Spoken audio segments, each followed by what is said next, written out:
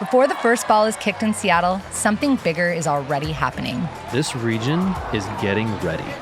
Not just with transit plans and station maps, but with decades of soccer history already underneath its pavement. Today, we're telling the story of why this moment matters here. Why the World Cup isn't just arriving in our region. But in a lot of ways, this place has been building toward it for a long time. Welcome back to From Pitch to Puget Sound, the limited run series from the Snohomish Podcast Network, getting you ready for the 2026 World Cup summer with a Snohomish County lens. I'm Emily. And I'm Kyle. This episode is about two things at once. First, the deep soccer roots that make Western Washington one of the strongest soccer regions in the country. And second, the very real planning happening right now to move people through this event. To deep dive these areas, we're going to be hearing from two people with very different vantage points. Peter Hattrup is a former pro, longtime coach, and one of the people who has lived the region's soccer history from the inside. And Alex Coe from Sound Transit helps explain what it takes to move hundreds of thousands of people throughout a World Cup summer. The Snohomish Podcast Network is now a member of the Everett Chamber of Commerce, and we're excited. More people should join. And Kyle, have you ever been a member of a Chamber of Commerce? I have not. I, to be honest, have no clue what the heck a Chamber of Commerce does. Okay, well, in a nutshell, they advance economic opportunities for local communities. And I would say through networking, resource, and collaborations. And that's why it's so important that we have them here in Everett. They're actually relatively new. We used to have a chamber. It became the Economic Alliance of Snohomish County, but the Everett Chamber is back, and it really does help small businesses get connected. And I can speak to this firsthand. My husband, my spouse, James, he runs Day Electric. I help him out on the business. Last year in Everett, on a whim, I went to their construction and trades mixer. It was awesome. I had a great time. I was like, James needed to be here. So this year in January, they had another one, and I attended. James was late. He was, had a long day at work, was like super disheveled. He got there, he went and made so many friends. And we have months of business with a few different contractors in that space for his electrical business. So it has already paid off. I said, we're going to be members. And he goes, well, hey, I guess that Chamber of Commerce membership paid off. And I was like, I'm amazing. So you can really see the benefit of I'm amazing. Wendy Poischbeg's amazing. She has grown this Chamber of Commerce in 2 years, not even. We will keep talking about all their great benefits as one of our partnering organizations. Super exciting. Before we talk about transit, crowds, and game day logistics, it helps to understand something else. This region did not suddenly become a soccer place. It has been one for a long time. To dive deeper into this, we'll be hearing from Peter Hattrup, who was born and raised in the Pacific Northwest, is a legend of the Seattle Sounders, and still is heavily involved in the local soccer community and knows what's made Seattle such a unique place for soccer. I don't know if it's different, but it's rich here. We've had a great soccer culture since I was a kid. Well, I was 10 when the original Sounders came. And that was a difference. All of a sudden you could go watch pros because there wasn't TV. There was Soccer Made in Germany Sundays at 5 o'clock, which was a condensed 1-hour game. And that was the only TV we got of soccer. First time I watched World Cup was 1978, and I paid $5 to go watch on closed circuit in the Kingdom, and that was just the final. But the people that came, those original Sounders, who's now a Snohomish legend, Pepe Fernandez, Dave Gillett, they stayed here, and they became part of the community. And so we had people look up to the same guys that I looked up to as a kid. I later interacted with as a coach or as a fellow alum, or sometimes I even ended up playing with them. So that was unique. And early on, we had good players. Good players came out of here. Eddie Kruger was in the youth national team in the mid-'70s. And Bernie James, Jeff Durgan, Mark Peterson, Jeff Stock, Tony Crudo. All these guys came out of here early on. And on the women's side, Michelle Akers and Lori Henry and Shannon Higgins right off the bat. So the culture was good. And I think we all had a lot of pride in that. We had a lot of pride in Seattle soccer. That's one of the things that really stands out to me about our community. The history is not just about teams that are coming through. I mean, we mentioned Pepe Fernandez on one of our prior episodes where we talked about his massive influence on Everett and Snohomish County on building soccer in this region, it's ultimately about the players and the other people involved in this early part of Seattle soccer culture staying, coaching, building, and passing the game on to the next generation. And Peter also makes the point that this region kept producing players and leaders long before soccer felt fully mainstream in the United States. Peter walked us through the turning points that changed the sport nationally, not just for fans, but for players trying to imagine a future in this game. Qualifying for the World Cup in 1990 made a huge difference. All of a sudden, it made it accessible and relevant. Then we had two Washingtonians out of there, Chris Henderson, who was the youngest player on the World Cup team. And the year before that, 1989, as a high school senior before he went to UCLA, he was playing with us on FC Seattle with, among other people, Fran O'Brien, who was in his 30s and had played for Ireland. And Casey Keller was on that 90 World Cup team. And that changed the dynamics and changed the popularity. The other big change was in 1988, and it was 4th of July when they made the announcement, so wasn't any surprise to anybody that the U.S. was going to host the 94. And that changed the dynamics. It made it mainstream. It made it people wanted to go. It put it right in front of people. You saw the world's best players, and you saw the U.S. team compete on par with the world's best players. And that really changed the dynamics again. This helps explain why 2026 feels so big. It's not just another tournament. For a lot of people, it feels like another major turning point. We saw a massive change in soccer after those 90s World Cup experiences. I can only imagine what's going to happen after this World Cup experience. And ultimately, soccer grew because of those massive investment from a U.S. perspective in those World Cups. And so I'm really excited to see what this World Cup is going to be bringing us this next time around. As Peter emphasized, those World Cup qualifications and those World Cup experiences had a massive impact on making soccer a bigger sport here in the U.S., both here in Seattle in the Puget Sound, but also at a national level. I can only imagine what's going to happen after this 2026 experience, where now the ability to view soccer is more readily and easily available. So what is this actually going to feel like in our region? Peter had one of the clearest descriptions we heard. I think it's going to be massive. The Club World Cup being here last year gave you a tiny little taste. The amount of people that are going to be in town, and some of them won't even have tickets, but they'll come from other countries just to be part of the culture and part of the atmosphere. And Seattle being such an international city, I think we'll do a great job of hosting it. As much as the Sounders have done great since they've been here, I think people are going to see it on a whole nother level. The passion and the excitement for people's national teams and the camaraderie between fans. In 94, it was great. You have people outside playing music and dancing and all before games from different countries. And I think it'll give us another huge push in our youth soccer. But I think just the culture of it is going to be fantastic. When we had the Final Fours here for NCAA, I used to just go downtown, just hang out, just to wander around and see what was going on. And I think you're going to see a ton of that. They've set up these fan zones that you don't need a ticket. Just go. What he says there, I think, not only resonates with me as a soccer fan, but I think will connect with a lot of non-soccer people.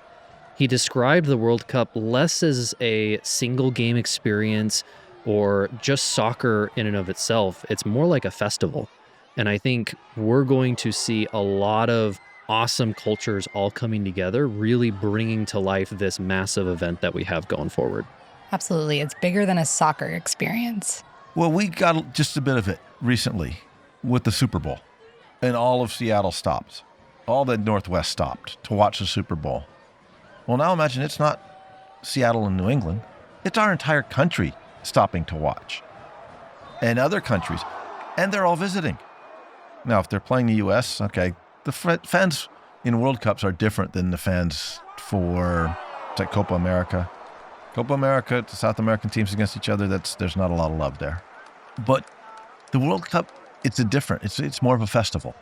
And they'll be passionate, but there's not the tension and bad blood that there is in some of these local Germany, Holland, they still don't get along. There's countries where it's that way, but for the most part, it's just a festival. And most of the games here won't involve the U.S.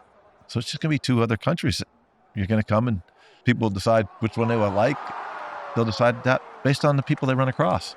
If they run across fans from that country that are fun and engaging, I'm going to root with them. This is such a useful frame because if you're not already a soccer fan like me, this is still for you. It's still for me. You may not care about formations or player rankings like I don't, but you will understand music in the streets, crowds gathering, watch parties, and people wanting to be part of something bigger than themselves. Knowing that this is going to be a festival, a massive event, I'm only thinking about how challenging it is for us to plan around our existing sporting activities. Things like when we hosted the NFC Championship, when we've had Super Bowl parades. This is going to really be a massive undertaking. And that brings us back to the practical side of how do you organize this, right? If this is going to be a regional event, how do people actually move through the region to get to the games and the events that they care about? Now you think about the days where we have a Sounders game the same day as a Mariner game. Like that is a lot of coordination. This is going to be 10, 20, 100 times that. We asked Alex Coe, Director of Systems Delivery Engagement at Sound Transit, to explain both the scale of the challenge and what riders in Snohomish County should know now. So we know that up to 750,000 visitors are coming to the region, and that's a ton of people. And we want to make sure that everybody is able to get where they need to go and, do that in a safe and efficient and reliable way. And so we know that for the games themselves, FIFA is expecting 50% of the folks that are going to those games to be taking transit. And so that means that we have a huge responsibility to make sure that we're supporting all of those new or maybe less familiar riders to getting to those games. There's also major celebrations, so fan celebrations across the city of Seattle, as well as fan zones across the state, including in Everett and Bremerton and Bellingham, I guess would be the three closest to Snohomish. And so we want to make sure that we're playing our role to get people to all of those opportunities so that they're able to celebrate and enjoy. And then we also really need to make sure that we're supporting our local constituents as well, and the folks that are just live here and are trying to get to and from work or play or, do their grocery shopping, whatever their needs might be. We want to make sure that they're still able to do that during this time, even with all of these additional visitors.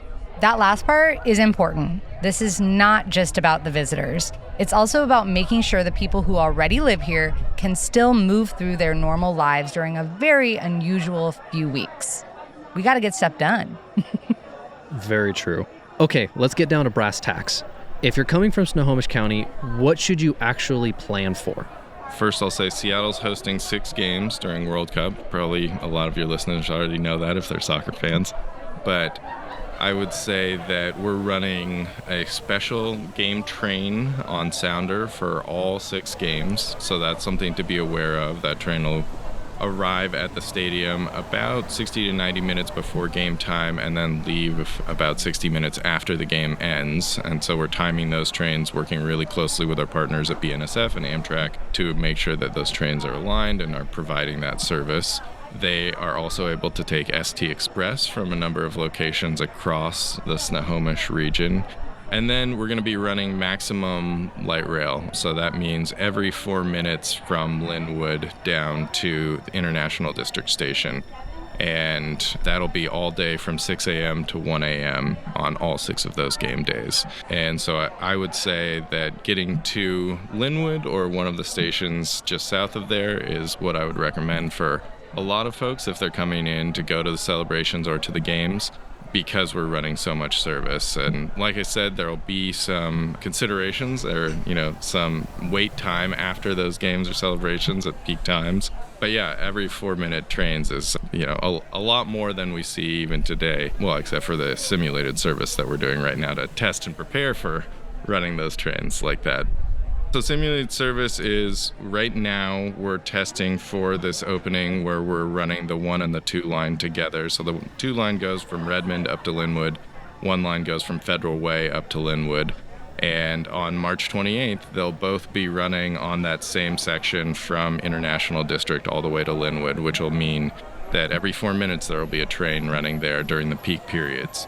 Simulated service is testing that out to make sure that everything is safe, that we're prepared, and that our operators know the patterns and kind of what to expect. That means, maybe they're dwelling a little bit less. They're really have to keep to that schedule because every 4 minutes is a really tight schedule to maintain. But we've seen great results so far during simulated service, and so we expect it to go really well. Going back just a moment to the getting to the experiences, one other thing that I would note is that we're asking passengers coming from the north to use Pioneer Square Station as their stop for getting to the stadium or to Victory Hall to the celebration there, just because we know that based on our demand analysis, if they were coming down further on the line, that there would be potentially much longer waits, especially as they're leaving the games. And so we're really recommending it. We're calling it our preferred station strategy, and we're asking folks to utilize Pioneer Square Station if they're coming from the north.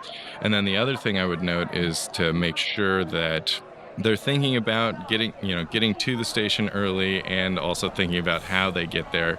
We know that our parking garages, while they're extensive, will fill up definitely very early on these game days especially. And so if it works for you, walking, biking, scooting, rolling to get to those stations, or taking a bus from local neighborhood to get to the station is something that we strongly recommend. This is exactly the kind of information people need early. Not the week of, not the night before, early. You got to plan ahead.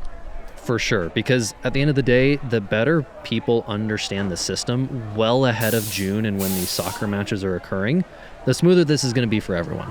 Alex also gave us a look behind the scenes at what preparation actually means. And honestly, the scale of it is bigger than I think most people realize.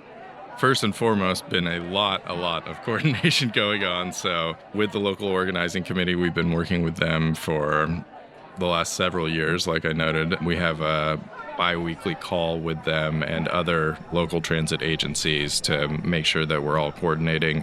The most recent thing that we've really been focusing on is last mile around the stadium and the stadium perimeter. FIFA has some very specific interests in that area in terms of how it looks and feels, and so that's something that we've done a lot of coordination work with the local organizing committee and our other partners, both City of Seattle, SDOT, King County Metro, in terms of that piece. I was just at Lumen last week, Lumen Field, the future Seattle Stadium, for a walkthrough with a lot of the different security organizations that are involved. So, we had Secret Service there, we had King County Sheriffs, we had Sonoma Sheriffs, we had SPD, as well as a number of the transportation agencies, SDOT, King County Metro, Pierce Transit, Everett Transit, Community Transit, Sound Transit, Washington State Ferries. And then, the schools that are potentially going to be hosting teams and some of the other facilities that'll be hosting teams. So yeah, it's a big tent, and they have done a great job of bringing everybody in and making sure that we're all coordinated and we're all moving in the same direction to make sure that we support both folks who are here and just want to live their lives, as well as all the excited fans that are coming in. Hearing Alex, honestly, that's when I realized that this isn't just a sporting event. I realize I get excited as a soccer fan about going to a game and seeing all this activity and getting to watch soccer, a game that I love. But this is a massive undertaking. It's ultimately a regional operations project. This is massive undertaking. And if you are a business owner, event organizer, just someone helping visitors navigate the area, this is the kind of detail that's worth paying attention to. Coming back to Peter and what he was saying about ultimately this being such a big event, we want to share some words that he shared with us of how this is truly something bigger than logistics. He made the case for why people across Washington really should be leaning into this big moment. I think all of Washington should really embrace this World Cup because it's probably not happening again in their lifetime. I've been bucking at 94, but that's 32 years ago. Which I can't believe, but it's probably not coming again. I'm upset with myself that when I was 20 years of age, I didn't jump in a car with somebody and drive down to the LA Olympics.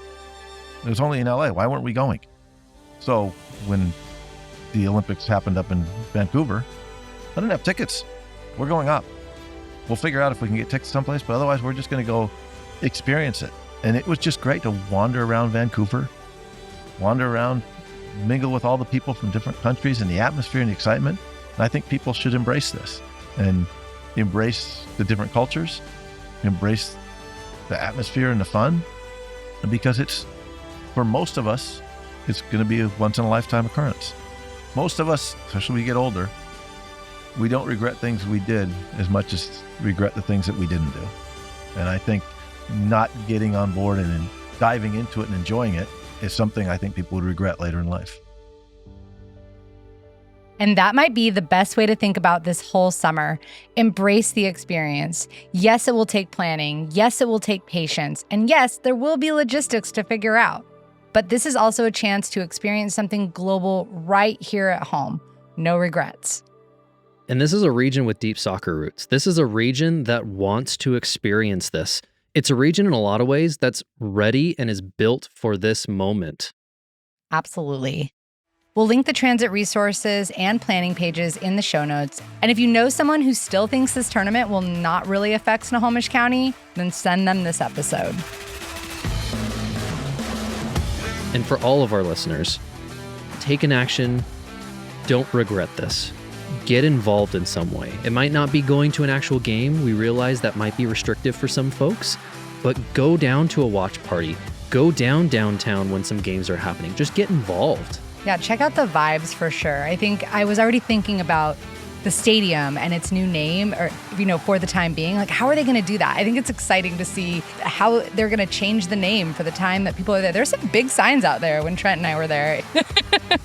Absolutely. And honestly, this is a once in a lifetime experience. I mean, I know I haven't had the chance personally to really get out there with these kinds of events, but I have many close friends and family who have gone to Super Bowls, who have gone to national championships, who have gone to these big, massive sporting events.